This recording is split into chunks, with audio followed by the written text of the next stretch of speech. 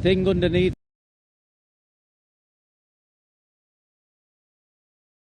like the aero bra, I will call it, underneath his jersey as well, the aero gloves on. So he is committed today, and I'm sure, you know, he's confident in his sprint, but if he's putting all this on as well, he wants to give himself 100% the best chance he's got. So a little bit of information for you there. Commentatori, a voi. Thanks, Adam. Adam also sent me a video a few minutes ago, which was another rider. Of his bra? No, another rider, not in the breakaway that we just saw a few moments ago. Vergaard Staker-Langen of UAE Team Emirates also needed the mechanics' help from the team car to cut off his overshoes. I mean, in pursuit of speed and aerodynamics, these clothing that the riders are using becomes ever tighter, to the point where it has to be removed with scissors.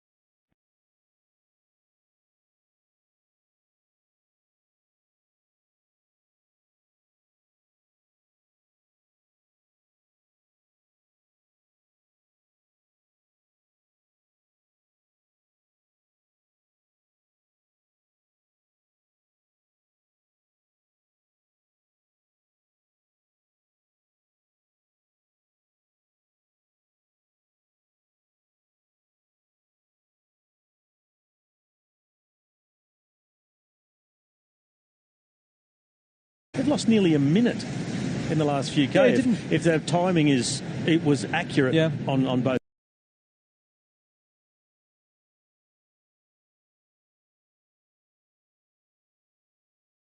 The checks we've seen.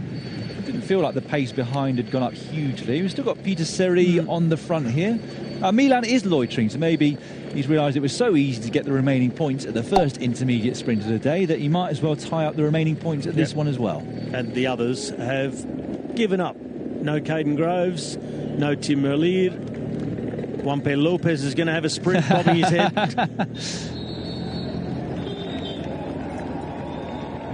So Milan takes the remaining points behind the four-man move. Despite his best efforts, Juan P. Lopez couldn't quite get past his sprinting teammate to pip him to the post there. You might have seen on social media, on Lidl Trek and also Eurosport Cycling, who shared it a few days ago, that Jonathan Milan got onto Juan P. Lopez's bike in his casuals and trainers to see what power output he could do there to confuse the coach of Juan P. Lopez as to how he was able to put out so much power. I think he did 1,300 watts in those trainers.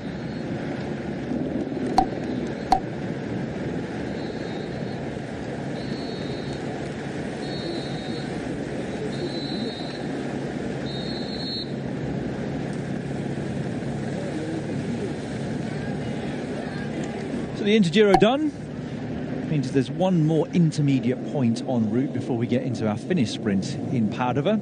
That is the second intermediate sprint of the day in Martellago, with 46.5 kilometres remaining. Maestri on the left. What a Giro d'Italia it's been for that man.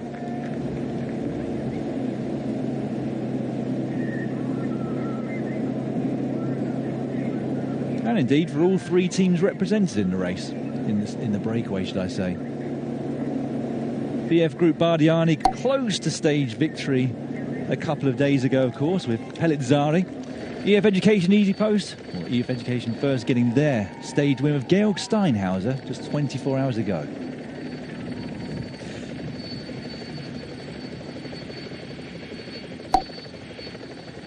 We're about to get a visual representation from our race helicopter as to the gap on the road between his four-man move and the main peloton behind. It's been yo-yoing, I would say. Every time they get close, they're informed by the sports directors and the team cars behind. You're too close.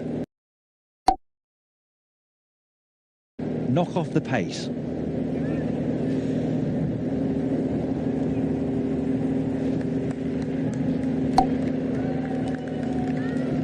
Bora Hansgrohe on the right-hand side there, just bringing their rider up towards the front, that being Danny Martinez. Danny Van Poppel no longer a part of this race. He's gone home, as has Florian Lipovic. So they're down to just the 6 riders. But for Danny Martinez, this is a huge result if he can continue this all the way to the finish in Rome, even if he does drop from second to third, Robbie.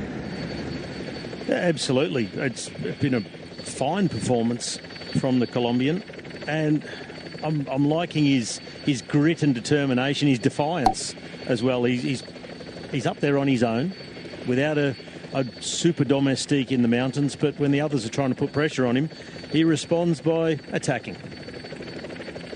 Of course, in his younger years, he was very promising. I think a lot of people were looking to him to get that first podium result in a Grand Tour.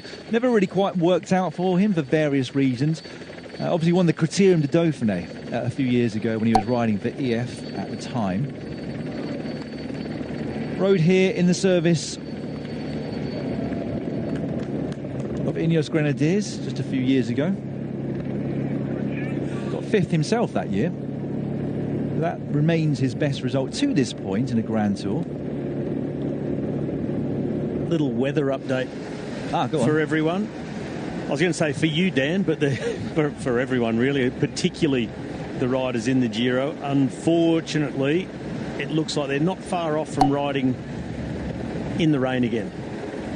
There's storms and heavy showers coming across, and around the time they're due to finish, it should have just stopped raining in Padua, but they're going to ride through it on the way in, and it's looking likely that the roads will be wet. Yeah. At least wet roads, if not still raining a little bit at the time of the finish. So it's just going to be one of those days from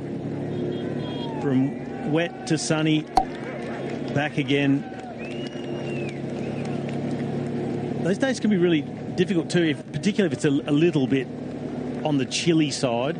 When you go from nice and warm and sunny, the blood's pumping, everything feels good, and then it rains on you, and your legs can sort of have this seizing feeling. I used to get that a little bit in races. There was just all these little factors that go into it, but I think the main thing is it's going to make the peloton extremely nervous. GC riders, their teammates trying to be at the front, slippery conditions, and a couple of tight corners.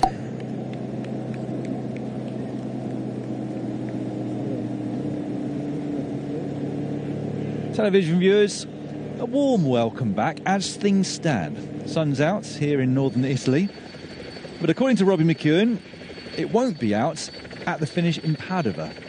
An update for television viewers, it looks like it might not be raining when they get there, but the rain would have passed through, so we could well have wet roads. Yeah, it's blowing across. I was just trying to take into consideration our 1 hour time difference with the finish. You can see just brilliant sunshine down there in Treviso at the moment, but that's been the nature of the day. It was at one point early in the race, the breakaway were riding in conditions like we see now. Sun, you can see their shadows on the road, and the peloton with rain jackets still on, and it was teeming down with rain. And it's just one of those days where it just comes across, and it's that really quite violent change from beautiful sunny conditions to pouring down rain. Does it change who you would see as the big favourites for today's win if there are wet roads into the finish, or does it not change too much? I still see Jonathan Milan as the big favourite. What it does create a lot of uncertainty, and it certainly creates one, danger, but it also creates opportunity. For someone who's willing to go on a late explosive move, either a kilometre to go through that tight left-hander, or even entering the final corner with just over 400 metres to go, if you can make your way into a good position, really attack that last corner and hold it up, rely on whoever's behind you not being able to follow, not having the skills or the bravery to hold the wheel, someone could really spring a surprise in conditions like this. Yeah, we were talking to Narton earlier on this morning, weren't we, about how he would play it with a GC rider. Of course, he worked a lot, very successfully for Jonas Vingegaard over the last few years, and Primož Roglic. How he would play it if he was in a team in the position of UAE Team Emirates at this race, in that Pogačar has a lead of close to 8 minutes, or around 8 minutes, should I say, in the second place of the classification. He was initially saying that he'd be in around 60th position. I put it to him that why don't they just ride off the back coming in towards the finish? Be as safe as possible for Pogačar and the teammates that stay around him. Allow Milano and Oliveira to do their sprint and sprint lead-outs in towards the finish. But if you want to stay safe, where better to be than 10 or 20 seconds off the back of the peloton and just taking your own lines, taking things easy through the corners. I think for the risk of staying within the peloton, I'd rather lose 30 seconds or a minute by the finish and make sure I stay upright if the weather is wet, or at least the roads. Be interesting to see how they play it. I can't imagine that happening. That's just how I would play it. Oh, did he get him? Straight under. Yep. Yeah, I was a bit careless. Thomas Champion. Almost a strike. Yeah, and we've seen in the past. Just ask Geraint Thomas how dangerous that can be. No, not really. Oh, there we go. Well, it's down to 42 seconds, and Narton's saying that it might coax some fresh attacks out of the peloton, and that's exactly what happened. Stefan de Bod of the EF Education Easy Post, closely followed though by Dan Ola. You're not going anywhere. Marked and shut down straight away. The curious part about this attack by Stefan de Bod is he's got Mikel Honore, his teammate, in the break. He's okay, maybe a great team move, try and bridge, and then the teammate who's up, they've been in the break riding all day, starts to work as hard as he can, try and open things up for his fresh teammate coming across, but... I guess 2 is better than 1, though, particularly with fresh legs. I mean, to give them their dues, the breakaway at 40 seconds has no chance whatsoever. If there's a breakaway plus 1 or 2 fresher riders that join them, it makes it harder. But the sprinters teams, I have to say, have brought this on themselves in the way that they've controlled things today.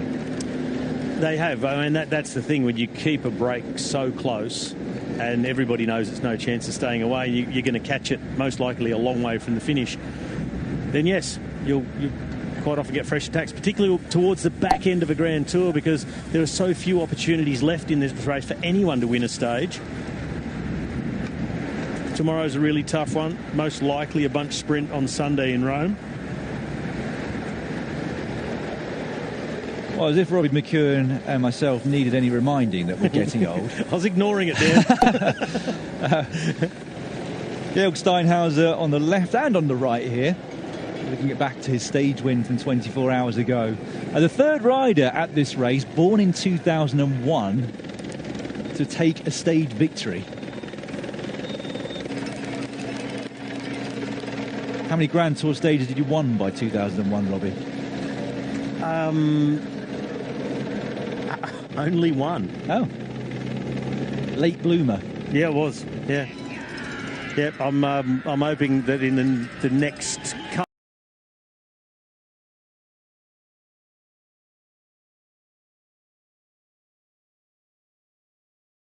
have a couple of close calls and give us the impression that they've got the capability to then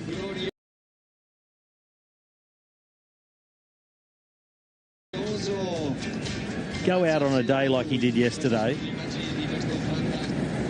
And what I found also equally amazing about his win yesterday, I know what you're going to say. Got in the early break. Oh, no, not what I thought you were going to say. Okay, well, you can go on to that next,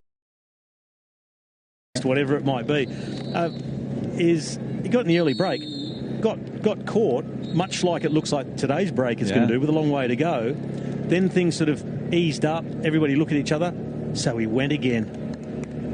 What I thought you were going to say was about how much time he spent it. I said, I wonder if he's ever going to get out of the saddle.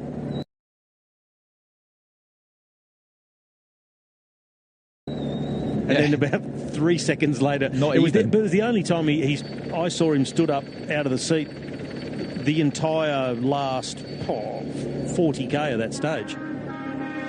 Here goes Eduardo Affini.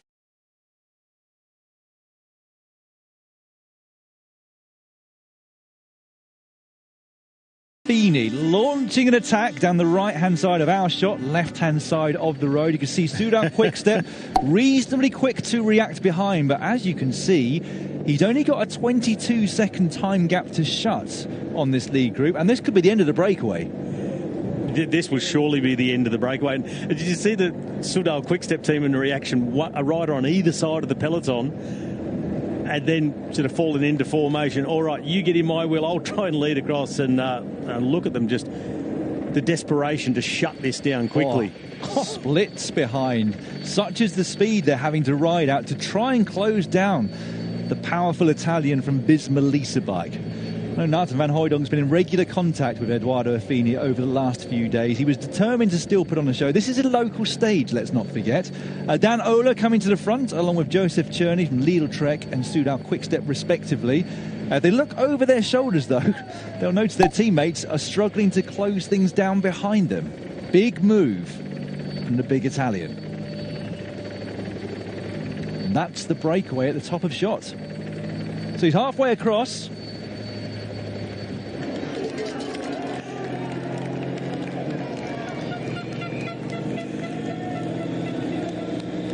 Personally, I'd like to see Affini save an attack like that for about 1.25 to go.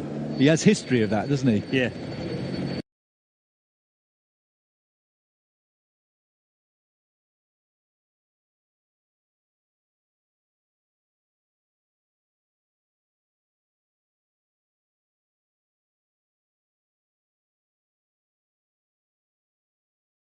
Likely winner from this group, you just never know, and they're going to have a much better chance, Robbie, of staying away if they have that fresh firepower from Affini. Yeah, I do agree with you. You saw them look over their shoulder and sort of give it a little bit of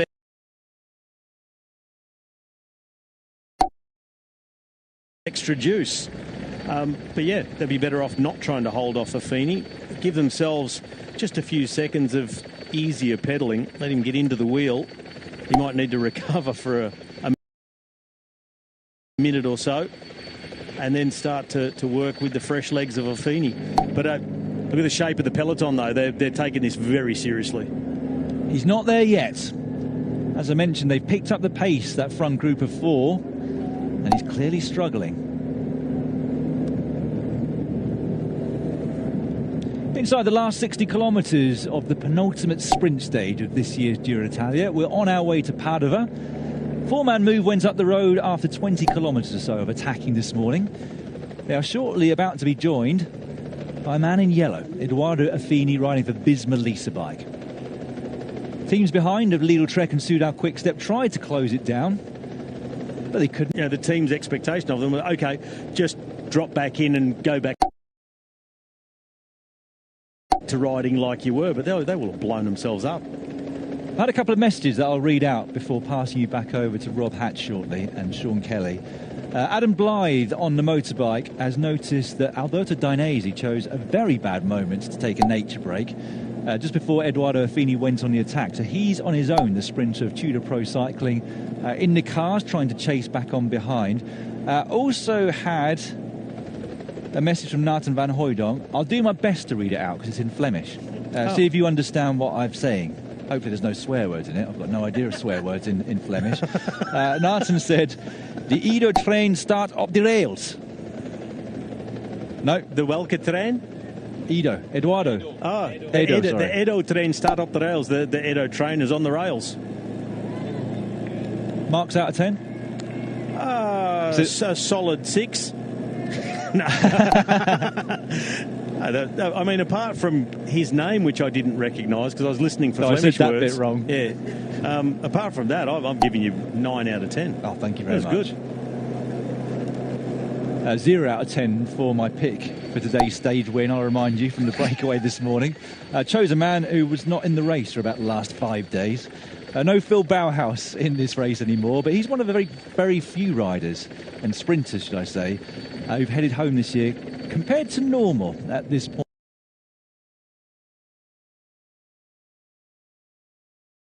point in the Giro d'Italia. I'm going to get you in a moment, Robbie, to look at the weather forecast again as I pass back to Rob Hatch, because we've had a message from Doug Ferguson, our producer on the ground, to say that whatever your forecast says, he's at the finish and it's bone dry. Yeah, because he's saying now? Because he's looking straight above him. If he cares to look a little bit to the west and waits another 20 minutes, he'll be getting water in his eyes. Not only will it be raining in his face, but he'll be crying because I will have been correct and he's wrong. Gee, I hope I'm right. Phil Bauhaus is probably sat at home laughing on the sofa watching this. No, I think he'll also be crying. I mean, there was a planned abandon, though, wasn't it? As far as I know. There was a message saying there were no more stages that suited him that came from the team. I thought, hang on a minute, there's 2 sprint stages left, yeah?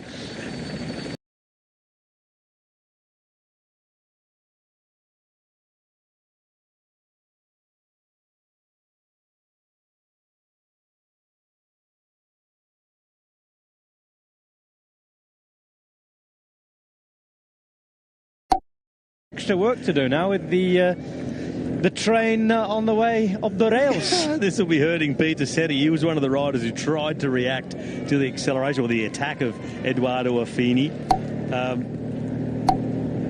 So that the Soudal Quickstep riders that tried to shut it down really quickly. There was also one of the Lidl Trek riders. I mean, they went full sprint basically behind him to try and close the gap and just could not make an impression. So he now got himself across, but that is not only the riders who tried to chase him have been hurt, Affini will be hurting too. That was a massive effort to separate himself from the peloton and ride across the gap to the break. I wonder how long he's going to need to sort of really get his legs back underneath him. By any means, he's not sitting on the back and saying, I can't do a turn because I just got here. He realises the urgency of this. It's still 53k to go, but with just 26 seconds lead, he needs to just get up there and do everything he can as soon as he can. I still don't give them a chance of staying away. Then again, I remember saying that on the stage in Toluca. And we've said that on this stage before, as we see many attribute cyclists pass. And And winning here special enough, winning at the Giro special enough, as Pelayo Sanchez knows. No breakaway for him today. We're hoping that Fernando Gaviria can finally finish one off that he launches. A couple of messages coming through, by the way, as well, suggesting that Phil Bauhaus had been suffering from a little bit of illness, like a lot of riders have been at this Giro d'Italia. Accumulation of factors leading to him to abandon.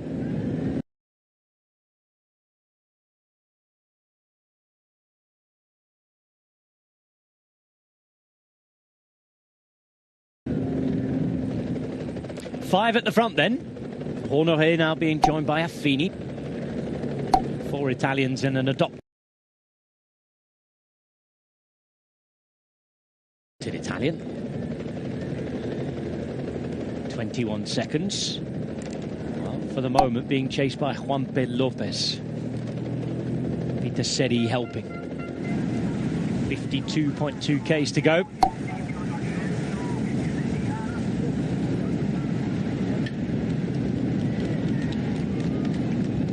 Sunshine out now. That weather's really changed now, Rob. I know you've been looking at the radar and what have you, but it's looking nice where we are now. That's amazing. You can only go by what you've got above your head at the time. There's clouds in the distance. The radar says it's moderate to heavy rain that's on the way, and I've seen it so many times before in the Giro d'Italia. I remember actually riding I remember it really, really well in this region, riding up to Sandona di Piave, just outside Venice. Beautiful day on the flat roads, on the plains here. And then the black clouds in the sky was like a tsunami welling up in the distance. Once we got to the finish circuit, at time the puddles were over the rims. That's how deep the water got on the road. Ouch. Felt a bit like that watching it earlier on today at the start. Oh, you also look behind where the riders are now. The sky's very dark and grey, so I would love for them to be lucky and be able to dodge it, but it looks like it's coming over fairly widespread. It's filled in over the back as well, hasn't it? You can't see the hills, mountains, Alps and Dolomites in the distance. A much more dramatic version of where I come from in northwest England and Lancashire, where Pendle Hill disappears, and you know that the match is going to be called off in the afternoon. This is a little more impressive around here. Coming up to Martellago in the intermediate sprint. Time to welcome back Sean Kelly for the final 50 kilometres. Sean, we've been having a nice lunch, watching this pass by. Any chance of any excitement with Eduardo Affini getting involved in that now 5-carriage train at the front? Well, I think it's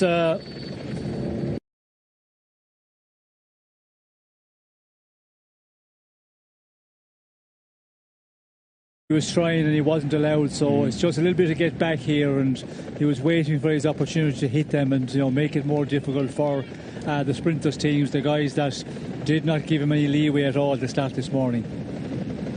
50 Ks to go. Eduardo Affini looking to try and get something for Visma Lease bike. They have one stage win through Olaf Coy.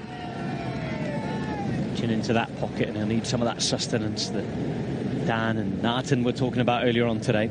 He's 27 now, is Eduardo Affini from Mantova. Too far further down the road.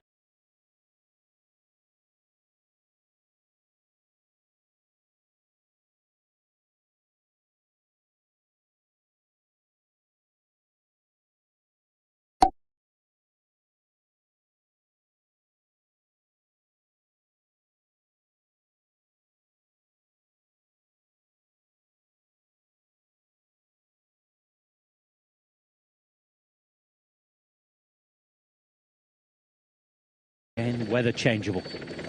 Into the province of Venezia, just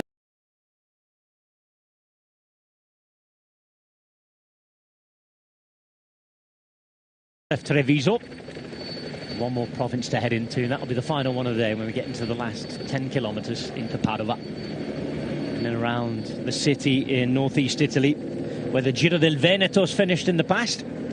city of around 215,000 people, if we can read right. You can tell we've just been for lunch, can't you?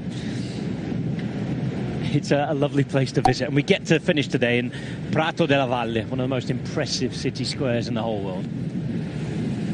A couple of 90-degree turns to get towards the finish line.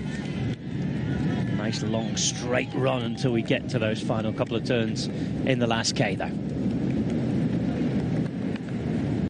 They were honorary. My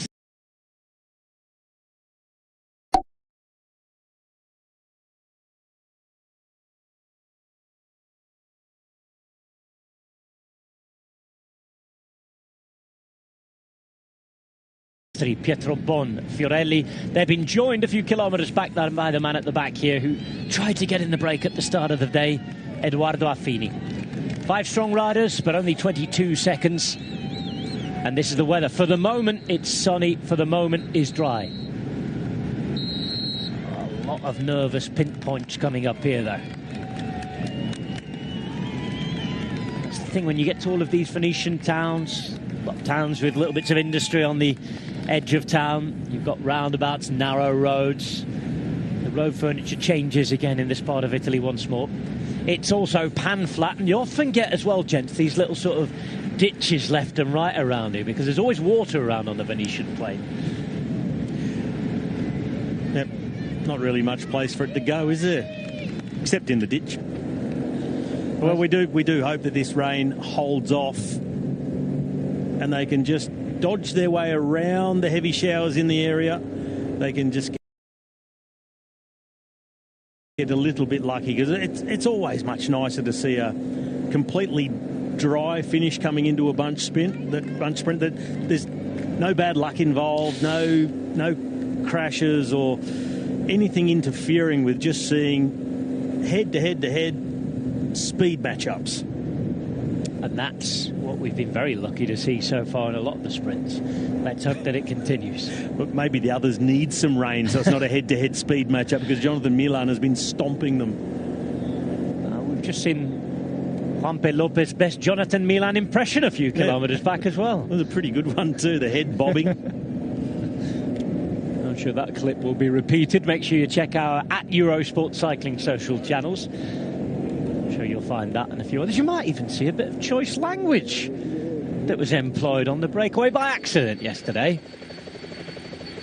You might find Robbie there later on. Let's go and find Adam now, though. I'm going to ask you why they're holding the break at 30 seconds. Is that okay? Right, I'm here with Mickey Shah. We're in car number, well, it's Little Trek's number 2, so we're quite far behind the peloton. Mickey, why are we holding the break so close? Yeah, I think it's a fast day, fast finale, a lot of corners, a lot of turns. Means the break can go far and you don't see them, so we're a bit afraid they would arrive, because Honoré has really skin suit on, he's really on a mission, so we keep it close, and that's our goal. And is there a lot of communication with the riders, you know, talking to each other with the cars in front, talking with you guys, getting the time information? Yeah, it's a constant exchange between the riders and us. They always want to know where they are in terms of gap to the break. It's really important for them. So they work with us, and in the morning, actually, in meeting, we already said we don't want to give more than 1.5 minutes, so it's good. It's good like that. Perfect, Mickey. Good luck today. Thank you. Hey, you like my Ciclamino? Wait. Oh, yeah, baby. It's too hot, though. I wore too many clothes. Thanks, Mickey. Back to you guys. Thank you. That was the Rab C. Nesbitt version of wearing the Maglia Ciclamino there. Adam had it all sort of... Well, there's not holes in it yet, but it's half unzipped. It's a lighter shade.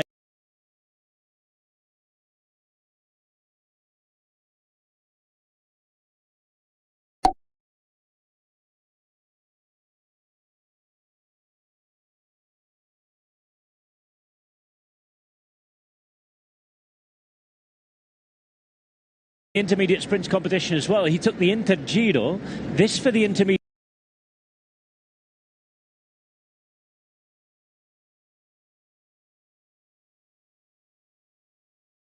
intermediate sprints competition, not Maglia Ciclamino points, but intermediate sprints competition. And, well, it's getting interesting up there. It's getting very, very tight and tense at the top. Well, Pietrobon took the first one uncontested. Fiorelli just sat in the wheel. Fiorelli had his heart set on that one, most certainly. But yeah, just going back to the finale of this race, I mean, once they take a sharp right turn at 9 kilometres to go, the next corner is at 1k to go.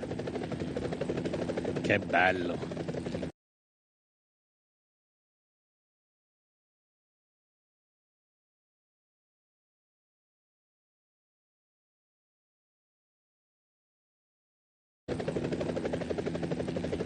Makes me feel like it's time for another visit. I've been a couple of times, loved it. Got to choose your times, haven't you, when you visit Venice? I was there post-Giro. Well, the Giro was actually still on while I was there because I decided I might skip out a week early, save myself for the Tour de France. And my wife flew down to Venice and we had a few days there before going home. First Giro.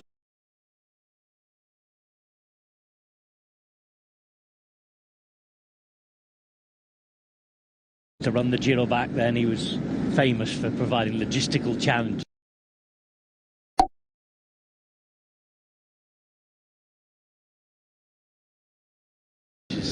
to get in and around. Now here's Jan Tratnik, Eduardo Affini up the front. Sean, we heard from Cher there, made the move into the car after 18 years as a pro rider. Swiss joining a new team, taking on a new role. He said that Luca Guacilena was the man who really attracted him to that new team. I've worked with him at the Swiss Federation before. Interesting to think that they find this still dangerous. Would you be as worried as Cher is about this breakaway, Sean? Well, you never know with the breakaway, you know, how good they are, and they just take no risk now at all, and it's been the case again today, all day. They never allow this breakaway to get you know, any major advantage at all time-wise.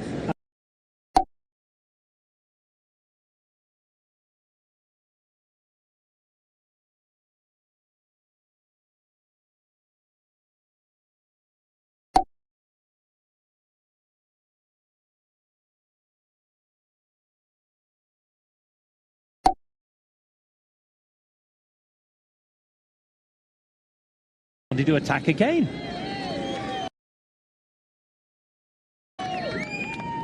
The wind isn't up at the moment. Not yet. Never know. Could get an Ineos moment like we had a few days ago. Keep your eyes on it.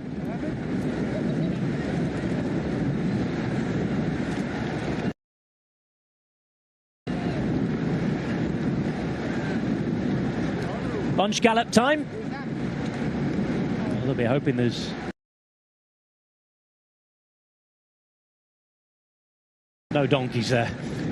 I'm glad to see that they've got 2 of them because they get very lonely on their own. Do they? Well, there's no loneliness in the breakaway. All 5 of them working hard trying to stay out together. But they might be less lonely soon because they might be among the 144 riders left in the Giro d'Italia if they're about to be reabsorbed, because Peter said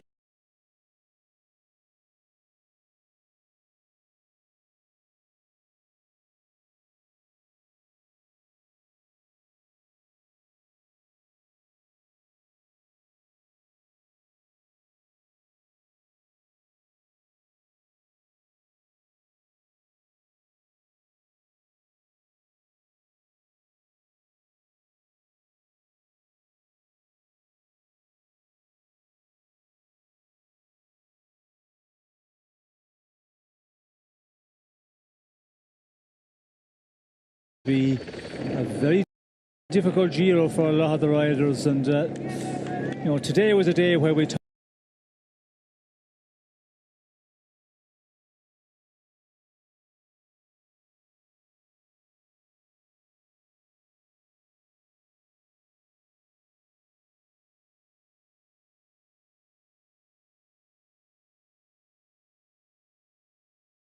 GC men with what's to come. The riders who are, you know, pretty much out of their strengths altogether, hanging on the rear of the peloton.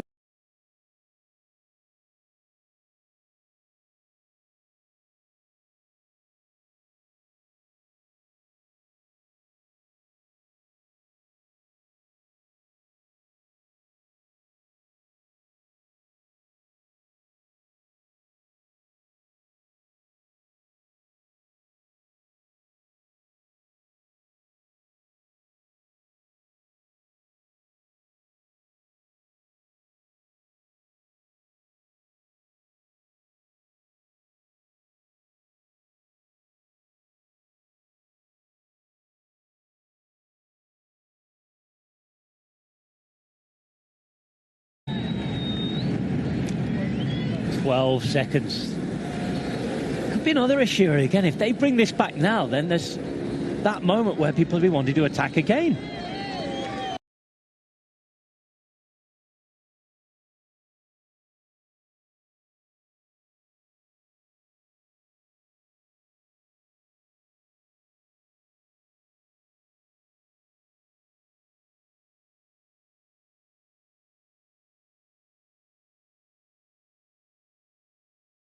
Sudar quick step.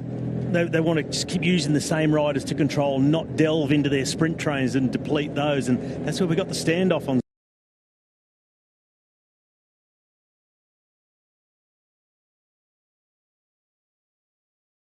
Stage 6.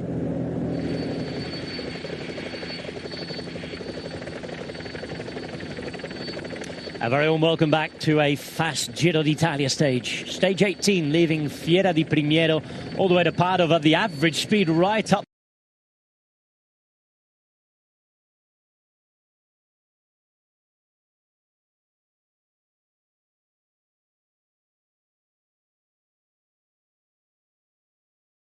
There, one long line here, trying to chase 5 strong riders in a breakaway. 38 Ks to go. Sean Kelly's just told us that we are faster than the fastest average time schedule.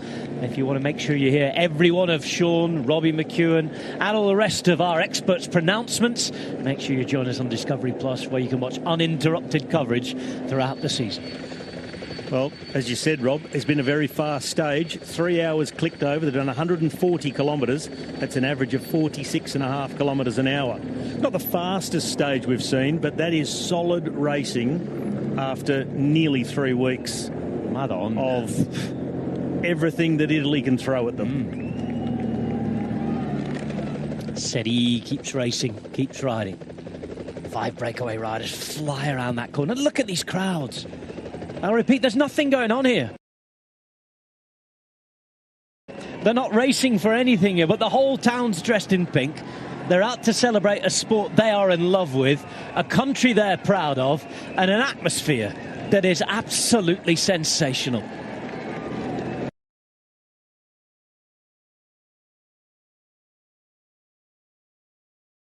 They've never won a stage yet. Yes, well, they have been really, performing well in this Giro, and we've seen them in the sprint finals. We've also seen them in some of the breakaways, and they've had a good race, a very good race. But the win, that's what should really finish it off for them. And if Danesi could, take it here today, what a story that would be in his home area, his home region, and they're still in with that shout, and there's a lot of pressure on him because we're running out of time really for Danesi to win. One more sprinter stage left, and that was pretty much a guaranteed one. At the bigger sprinters, will be up there, but again, you just never know. And what a story it would be, because we know in the big races, the big tours he's won, he always wins late, and if he could repeat that again, my God, that would be a fabulous one. And going to this team, Danesi, to the pro cycling, if he could do it there, well then that would be the race, just really made for the Tudor team, and it would be a huge success. Well, last year he rode 2 Grand Tours. It was on stage 17 to Caorle, this particular stage, going down to the plain in the Venetian area of the country where he won. The year before, I think it was the other pan-flat stage, the Emiliano Romagnolo stage, 2022, his first Grand Tour stage win, and it was in Reggio Emilia where he won. So they're the 2 stages he's won. Both of those days have not had classified climbs in. Today had 1, but it was early on, and they were already going downhill. Let's see. 14 seconds, this is holding. They're having to work really hard behind here. Just keeping it in check.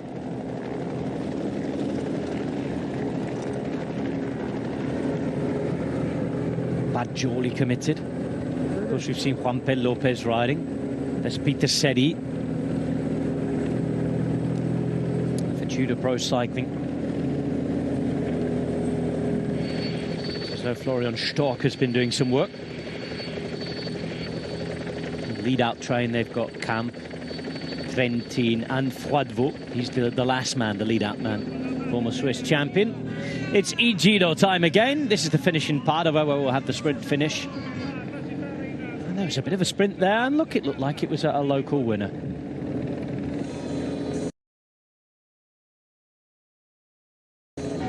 Former Giro d'Italia stage winner there. The places behind were well fought out for.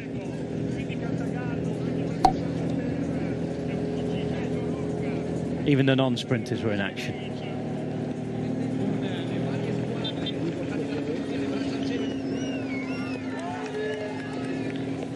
A good time was had by all.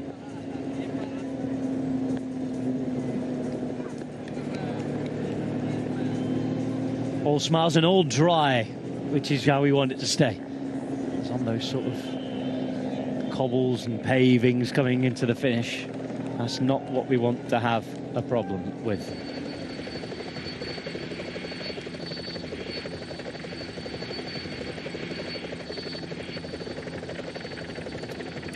.33.5 kilometers to go.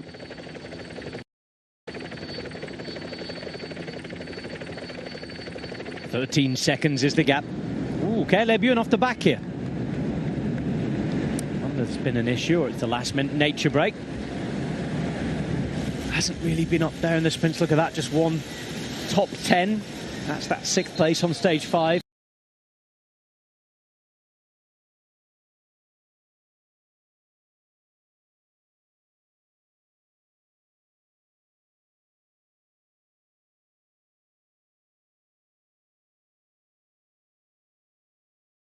He went for a nature break. There you go. You've got to pick the right time. And it hasn't really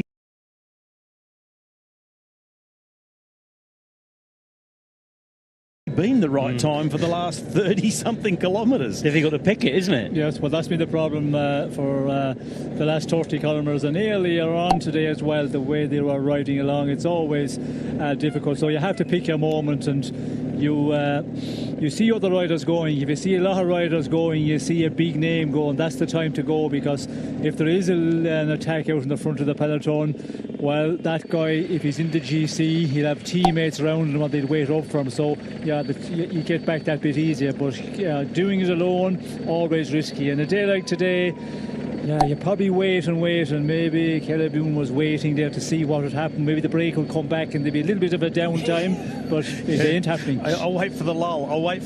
I can't wait anymore. What's happening with the gap here? Because it was down to about 8-9 seconds, and slowly, this group have sort of grabbed the big tug of war rope and they've tugged it towards their side. You know, there's enough firepower to tug it again the other way, but this is a real strong fight. Oh, they maybe don't want to quite catch them yet, so they're just feathering it, trying to let them drift out a few more seconds and try and hold it at a really small gap, but one big enough to give the break maybe a tiny bit of hope that they keep riding like they are, because you run the risk if you keep them too close that they go, oh, well, if you're going to keep us here, we're just going to sit up. And then you can get yourself in a tricky situation where you get other riders going on the attack and new, fresh attackers to try and control. Bit of breeze straight into the faces of the riders at the moment. And that would suggest that weather that's hanging, it seems to be hanging just outside Padua at the moment, often right in front of a bit of a weather system. You get pretty gusty breeze. I mean, looking into the distance, you sort of see the cloud. It's not all that clear, but it seems to be just hanging, not quite getting onto the race course or into the finish yet. Hopefully it stays like that. You're looking at the Veneto. Very proud identity, local identity in the Veneto. Very thick regional accent from here as well by Italian speakers. You can see the curious mix of beautiful little towns, and then on the outskirts there are these huge industrial zones.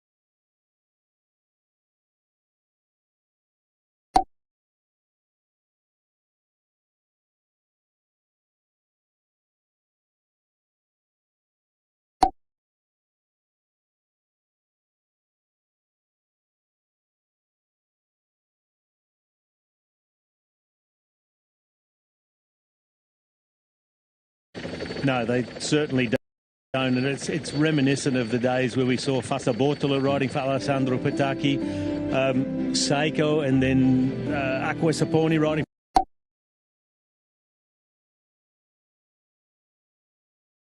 Just doing all the work, full trust in the outcome at the end of the day, and quite often they were right. Faulty with those two riders there. Reminder, they've got a sprinter of their own here. Giovanni Lonardi has had a couple of placings. All the talk about Lidl Trek, Jonathan Milan, Tim Merliru on the other sprint. We've mentioned Caleb Ewan, the other Aussie, Caden Groves, Alberto Dainese at home, but there's also Fernando Gaviria, there's Tobias Lund, Zanoncello, Molano, Pithi, and Aniokowski, who was up there in second place the other day, the former Polish champion, now riding for Cofidis. He rode a very good sprint the other day. He rode a very good finale, and he's daring as well. He's willing to just throw himself amongst it, but he's got the speed to back it up as well. Because he came from quite a long way off, and he didn't look to threaten Milan, but he was certainly gaining ground, and he was looking good. Into Dolo in...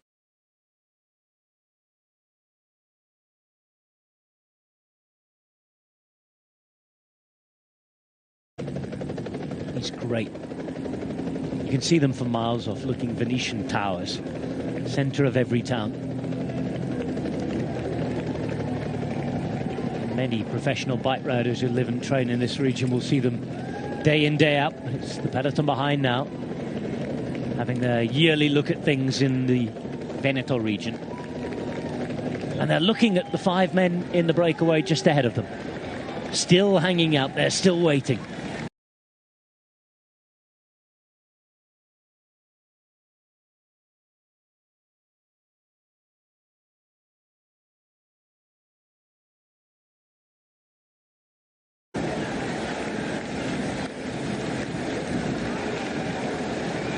Michel Rees here at the back, sprinterless now. Arkea BMB Hotels, they did have Jente Biermans racing in the same peloton as his cousin, Quinten Hermans. And David Dekker, formerly of Visma Lease Bike. From a good cycling family, and of course we saw Pro Sun win yesterday. Not happening this time.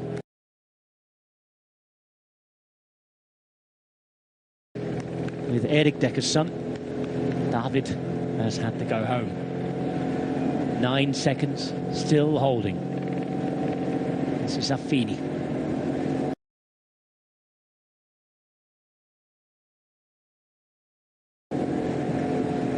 Honoré's the pink helmet on. I said early on in the Giro, they've just released, it was on the EF website, and Jonathan Walters was talking about this, but they've released an exact replica of those Giro and EF coloured pink helmets by the manufacturer POC. And they've been on show. They won yesterday. And you can see that Honoré is trying to do something again today. It's wonderful to see the reaction from Matti Breschel yesterday, the emotion pouring out of him. This is what they came here looking for, searching for, and with a young man who they really believed in despite his nerves, starting a Grand Tour as well. Of course, you could go after that with the legs yesterday in the mountains. This is a much more difficult affair. It's about having a lottery ticket as well as the legs. A lot of things have to go wrong for these guys to have a chance, don't they, guys? Yeah, a lot has to go wrong for the peloton, which is in their own hands. And that's how they got it wrong on stage 6 in Toluca. And a lot has to go right for these 5, rather. But no, you wouldn't put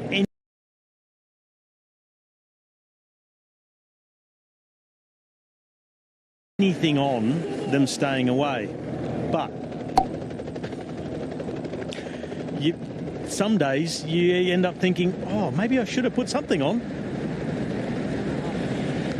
And looking at the finish, Sean, I know you've been studying everything. It looks simple to a point, and then you get past 1 kilometre to go. Yes, it is a pretty straightforward finish, but again, inside that final kilometre, it does get, left and then it goes right.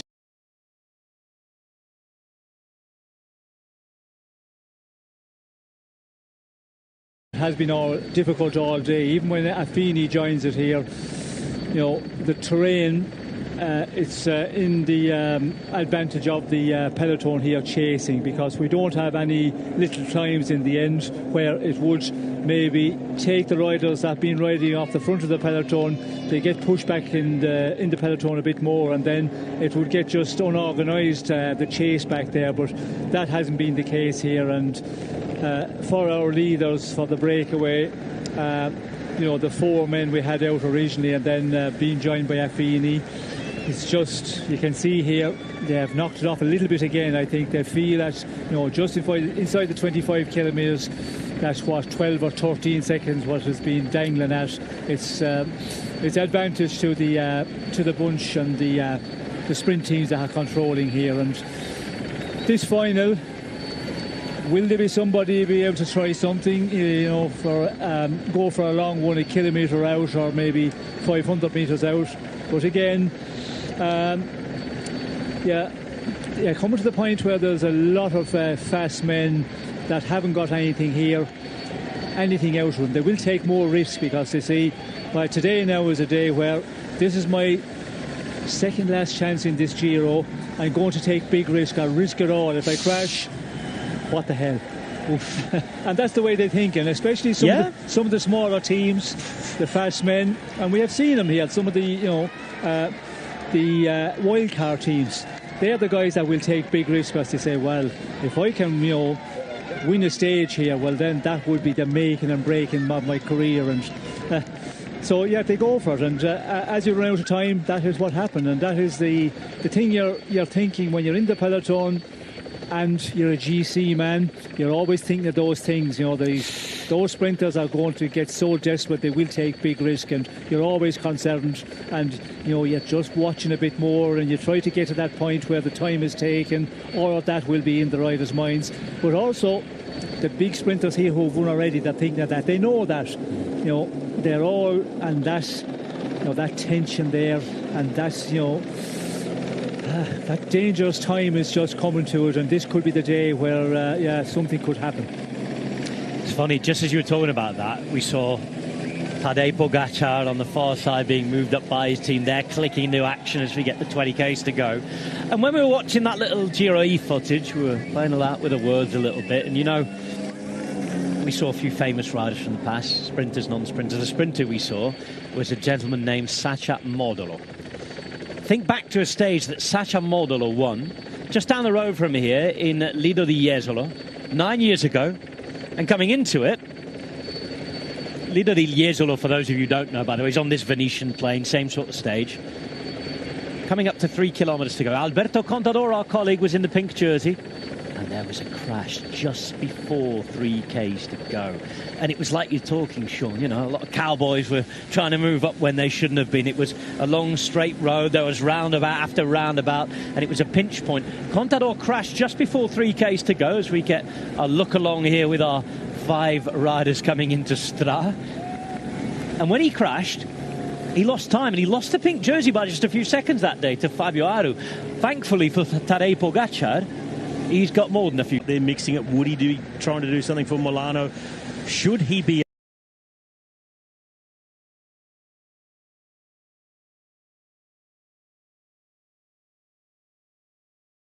up there, even anywhere close, trying to be at the front as they come into that 3 kilometre to go safe zone? Well, the simple answer is he just does not need to. He's leading this race by almost 8 minutes. So when things start to get hectic with maybe today, because of the nature of the pretty simple run-in from 10k to get stuck behind it, it would not matter one bit, even if he lost a couple of minutes. 7 minutes 42 is his lead over Dani Martinez. So there's 8:04 over Geraint Thomas. The only thing that I suppose is keeping them all up there doing what they usually do and racing to get inside that final 3k is it's a habit. And they just do it because they can. And maybe Tadej, he's not the sort of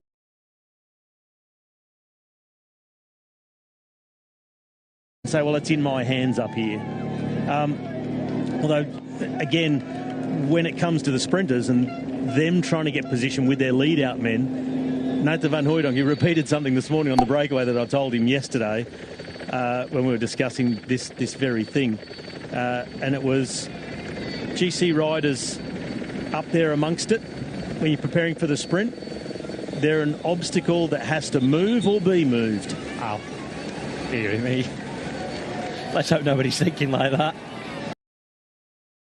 I'll tell you what, they're at the front now as well. That game really has started early, hasn't it, Sean? There's Ineos and UAE have come over, and they've almost taken over from that chase from the sprint teams now. Yes, they have, and you know, that was to be expected. The sprint teams, the GC teams were going to come to the front, because we're getting to the crucial moment here in this run into the final 3 kilometres. But, you know, talking about Tadej Pogačar, if he gets involved in the sprint here today, well, that is a bit of a crazy one for me. And you would expect the team direction as well. I know he said, yeah, Molano, I'd like to give him a lead out and put him in a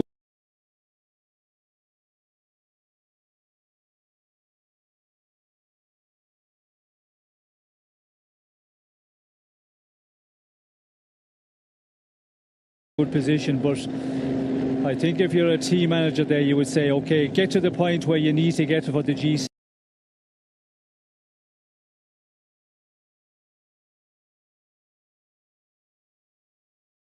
Stay out of danger, and up there in the sprint trying to lead out. When you're in that top 10 or 15 with those guys, and a lot of crazies will be here, you know, you never know what they will do. They could just make a movement and just take you out, and it could really be a disaster for him. So I'd be surprised if we see him doing, as we've seen in this race a number of times, trying to help his team at Milan in this final.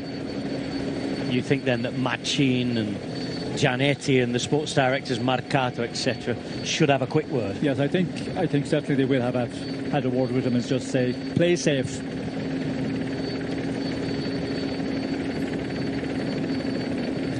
On the way to Padova today. Site of one of the oldest universities in the world. Famous for its patron saint, St. Anthony, San Antonio. He's a saint that's said to be synonymous with recovering things that are lost. There's a few sprinters who'd quite like to meet San Antonio at the end today, who've been struggling to find victory in Grand Tours. Caleb Ewan, and most notably, even longer, Fernando Gaviria. Let's see, and it's right down the road from his Basilica that will be sprinting. Dainese, he's already found his home. He's on his way to it. Can he win at home? Pogačar just in and around him. We're building up to a big expected sprint finish. Let's go to the finish line and check the atmosphere. I've just driven the final 20 kilometres of today's stage. The big point that stood out to me was 4.5 kilometres to go, where you have the roundabout as a pinch point. You take the right-hand side of the roundabout with barriers.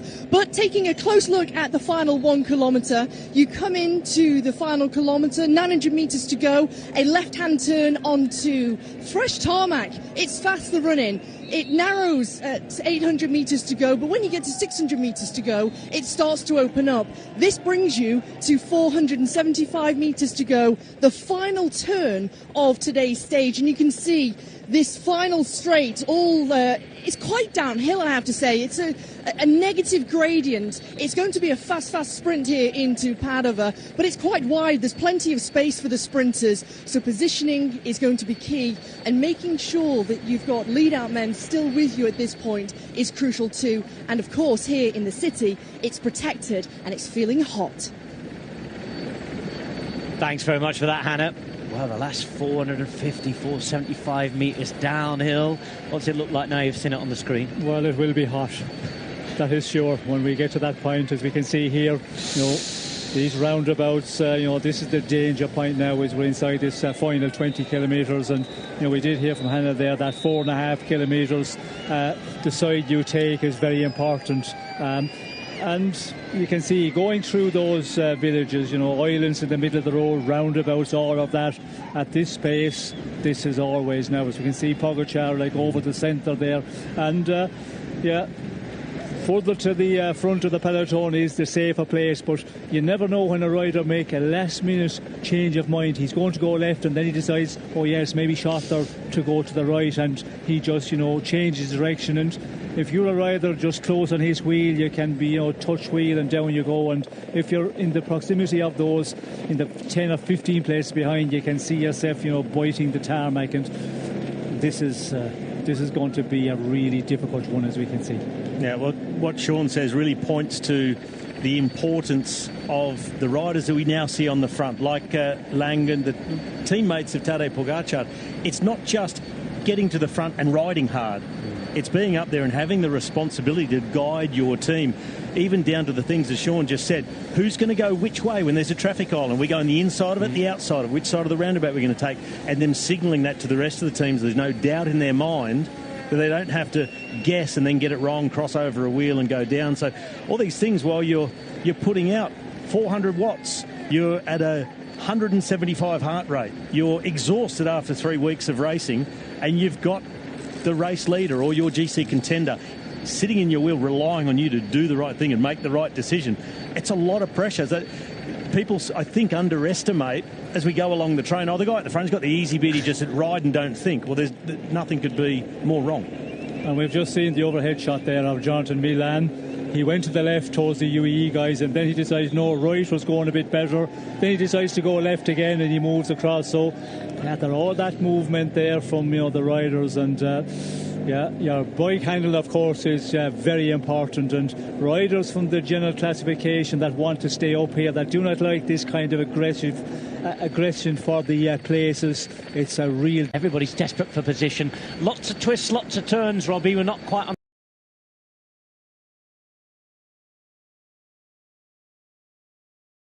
that long straight yet in the last 10Ks. This is the more technical part of it now. Yeah, this is sort of the last of the technical sections with a few changes of direction. We just saw them come through a 90-degree left-hander a few moments ago. And I've noticed a few sprinters that just each time there's coming into a bunch sprint on a flat day, they track Ineos Grenadiers. They know the reliability of that team. That they'll be up at the front. They've got the power to do it. They begin looking after Geraint Thomas. So just follow them around. Use them like they're your own team. They'll position you perfectly. Oh, we've had a... Oh, no. Alessandro De Marchi on the right-hand side. His shoe as well with the bike after that little spill. I'm sure it wasn't him who put the dent into the fence there, thankfully. Let's see what happened. Right-hand side here. Well, these are one tricky of those points. narrowings again, isn't it? These are really tricky points where they set up these banners with how many kilometres to go. And always after a squeeze. that one narrowed. You can see on the left-hand side that one going narrow as well. De Marchi thankfully back on his bike. We're hearing from Adam, by the way, that it's really technical a foot further up when it gets towards 10 kilometres to go. He's on the messages, on the communication, and he's our spy a little further up. You talk about riders in and around Ineos Grenadiers there on the right as we look at it in those red jerseys. Left-hand side is Tadej Pogačar's team trying to take it very nice and safe. You notice there is a white jersey among the Ineos riders. That Jonathan Narvaez, rumoured to be on his way, by the way.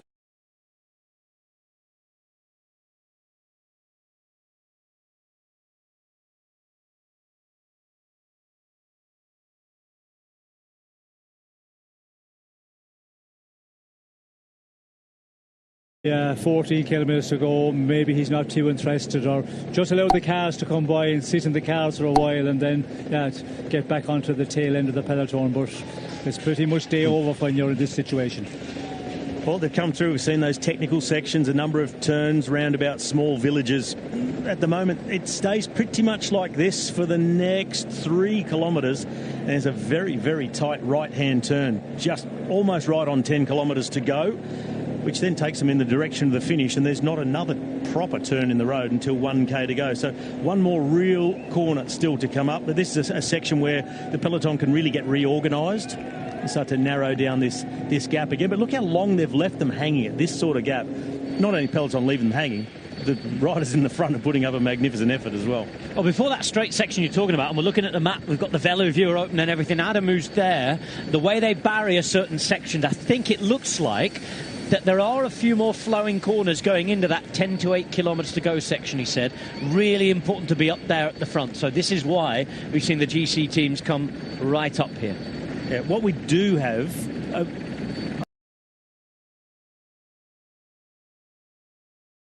I did say there's no corners in that last sort of 10 to 1, but there are a number of roundabouts. Yep. And exactly like Adam's just given through to us, it always depends on what it looks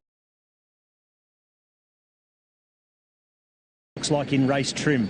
You're not always going to get to pass on both sides. There's going to be squeeze points coming up. So it's simple in terms of you don't have to remember a lot of corners and where they are, but there's always those pinch points. And the way Adam's describing it to us, it reminds me of that day.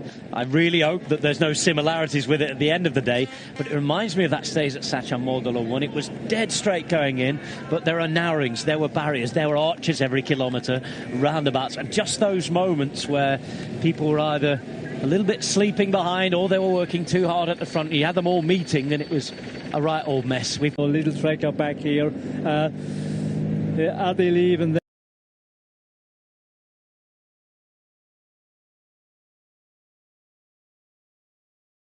Just hang out there in front and get closer to the finish before they close them down, because you can have the difficult.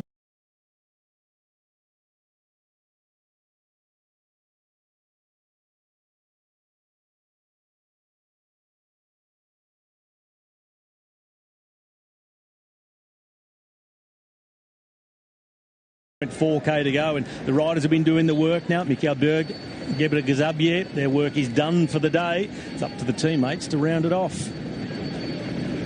Groupama FDG moving up left-hand side, navy blue jerseys on. They're one of the teams who've got absolutely nothing from this race. Last in the team classification, several hours behind. They have not got close to winning a stage yet. Palini was in the break once. Pithi came here on Grand Tour debut after an awesome spring, and we're expecting great things of him. They're going to give him a try today. There they are, jerseys on, navy blue there, doing their best to help out. Movistar, there's Torres in front of Gaviri on the left-hand side. This is Ganna, who you mentioned, DSM, Firmenich, Postanel. Remember, they've got to be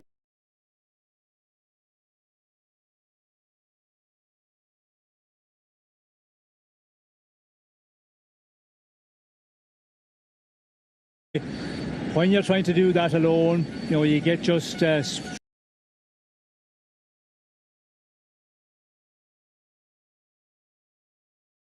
pushed out a bit, and he got squeezed there as we go through another roundabout, and yeah, all through safe, and yeah.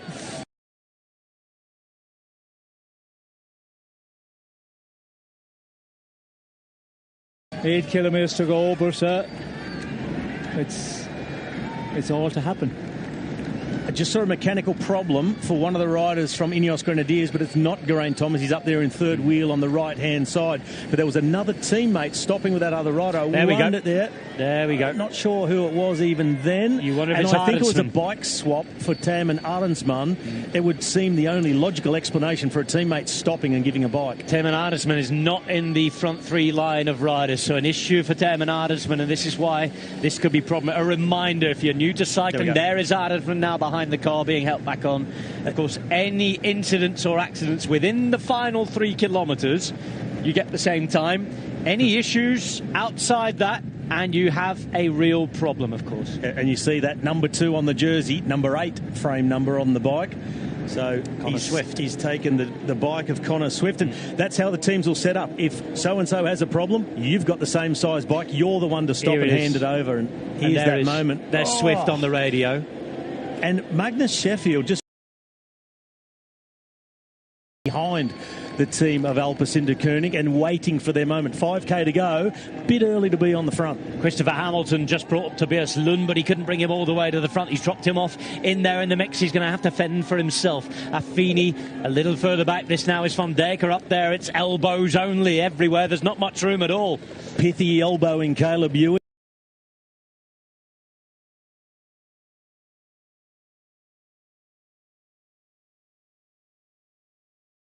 in there, and I think it might have been Pithy that Jonathan Milan was pointing the finger at a while ago. He gets in there, he's rough and ready, Pithy, and he's not a pure sprinter, but he'll throw himself at it. He's thrown himself onto the wheel of Geraint Thomas right now, who's at the front and being kept at the front right now. This is 4.4 kilometres to go, trying to move up as they can. Lidl Trek, they're a long, long way behind down there. This is a big move now for Milan. 4.2 kilometres to go, and they know that this is a pinch point coming up. Sean Kelly, they have to be at the front. That's Consonni alongside him. This is where it narrows. That really shows course knowledge. Yes, well, you can see there the pinch point that Adam was talking about, a very, very important one. You have to be in the top places here. But it's plenty of obstacles for these riders as they're on the way to the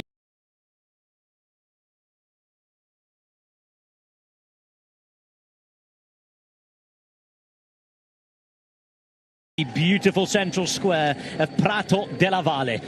There's riders everywhere though. Tudor Pro Cycling in those black jerseys, red helmets moving up. Every kilometre or two we have a roundabout or a pinch point, and you can tell when they're getting the call, when they're moving. It's Trentin now who brings them to the front. All starting a mass towards the front, 3.5k to go, and I just saw the first ride of Alpecin de Koning. He got up to Max Walscheid, so I'll just push in here. Max Walscheid, 2 metres, 90 kilo. You ain't pushing in on him. He kept moving towards the front, but they're dragging Caden Groves up to the head of the field now, Alpecin de Koning. On the right-hand side as we look at it now. This is Alaphilippe on the left-hand side, going up to that magic number.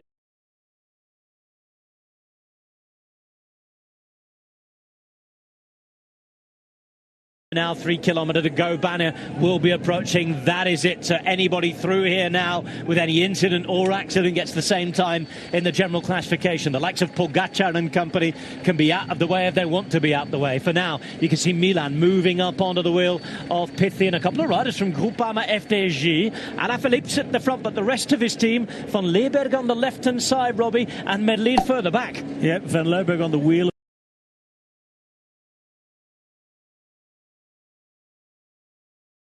of the riders from Intermarché. They swing across and shut everybody down to the barriers. So as the road slings, if you're on the wrong side, you're on the brakes, you're losing positions and vital energy that you want to save for the sprint. Lidl Trek in the middle. Jasper Stuyven starting to push his way in. Consonni on his wheel, so they're set up now for Jonathan Milan. They are all in order and ready for takeoff, and Caleb Ewan is on the wheel of Milan for now. Maris Mikkels a little further back than his teammate. He's just waiting with Caden Groves, but the experienced Sean of Matteo Trentin coming to 2 kilometres to go. This is such a nervy build-up. Well, this is a real big one here. We can see Lidl Trek just waiting in the middle there, but Trentin's, want to position his man here, and this is all about being there but not giving too much, because with 2 kilometres to go, you have to be able to continue with your sprinter to that point where we turn at least just before the kilometre mark, the left-hander, and drop him off. Milan moved out to the right now by his team. They threatened to get shut in when Groupama came across, wiggle their way out and just pushing back towards the front. Anil Koski just edging in on Caleb Ewan on the wheel of Jonathan Milan, as Tudor are now in control for Alberto Dainese. Look on the left as we look at it, blue and white. This is Van Leeuwenberg doing a big job to keep Merlier up towards the front. There's not too many left to lead their sprinters out at the minute. Caleb Ewan is in a better position, but he's having to hit the wind a little himself. Up there too is Mikkels. On the right you can see Pascal Lon. He's at home today. He's going to have a go. Why not? Through the centre. Milan, you can spot him a mile off. There's Walscheid as well, but the man he's supposed to be leading out is on the left as we look at it. Coming up to 1 kilometre to go now. When we get through, it's a left turn coming up, Robbie. Sharp left turn, everyone diving in, and we've got dry roads. That is a godsend as they come through. Tudor in control. Dainese in second wheel. Gavidia a little further down. He has Chimolai with him, coming up to 700 metres to go now. Big right turn coming up. Look at how it narrows. It squeezes. It squashes. They know they're going right. There's Froidevaux.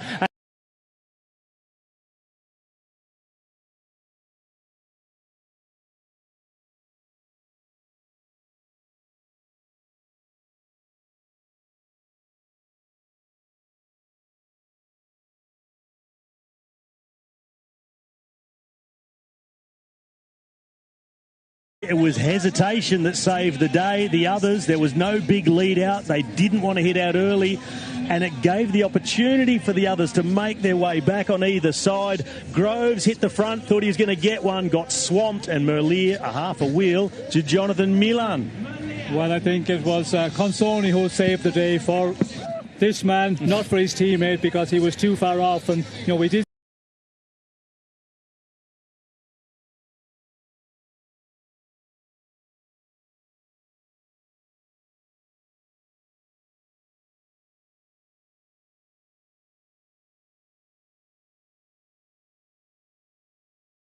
see Milan. How far was he back in that final when the sprint was almost kicking off, and he comes up and just gets beaten by a fraction. Absolutely incredible. And at the end of the day, it was the same two occupying the top two spots. This time Medley, second place Milan, and there wasn't much in it, even though they both found themselves off. There was no lead up for this man. Van Leeuwen had to move him up with a kilometre to go. He had to follow those wheels, and well, let's try and make sense of this again, Sean. There he is. He's alongside Milan here. The right-hand side, he's following. Power that they come by in that final 30-40 metres.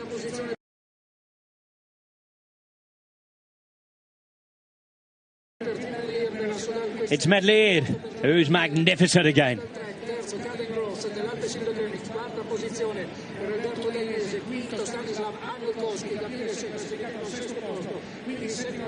I'll look at a cross there from Waldscheid.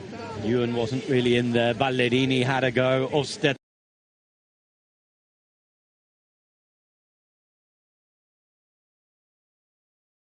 was there too. No support for him. But celebration for Tim Merlier. The Wolfpack's done it again. 2 for him, 3 for them. A disappointing day for Jonathan Milan, but what a fantastic day for Team Soudal Quick-Step. They're now celebrating here. We try to grab a reaction from them. Here we have Luc Lamperti. We are live on Eurosport Luc.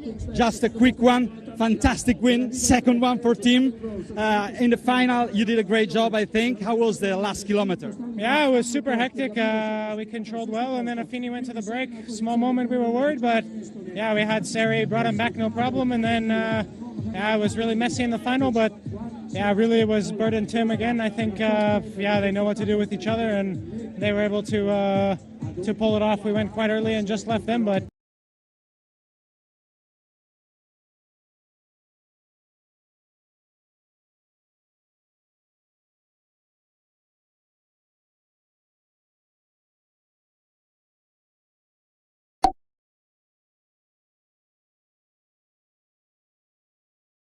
I also wasn't there quite in the final. I went earlier than I was supposed to because we needed to move, so I wasn't exactly there either, but yeah, so I didn't quite see what happened. Thank you so much, Luc Lamperti, of course. An amazing day for Team Soudal Quick-Step. More reactions to come soon from the finish line. Stay with us. Thanks, Andrea. Celebration day for Soudal Quick-Step, and what a Giro they're having in the end. Both of their winners on the screen there. And Medley, this is the latest in any Grand Tour he's ever won.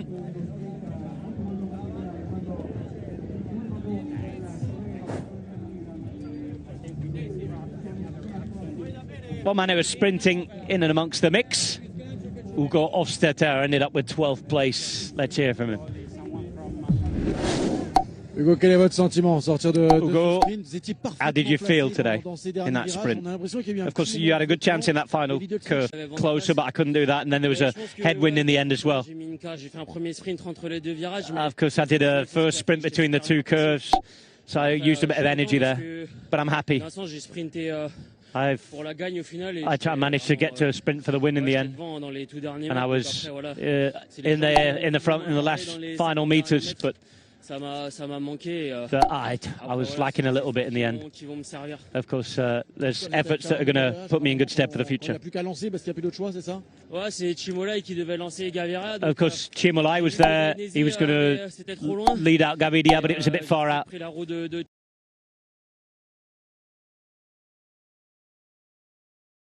So I got on Chimo's wheel, my old teammate. He was still a little while away, a little far away. I tried to be in front and to be close to the line. Yeah, I think that's going to serve me well in the future, and it's important for that. 12th place.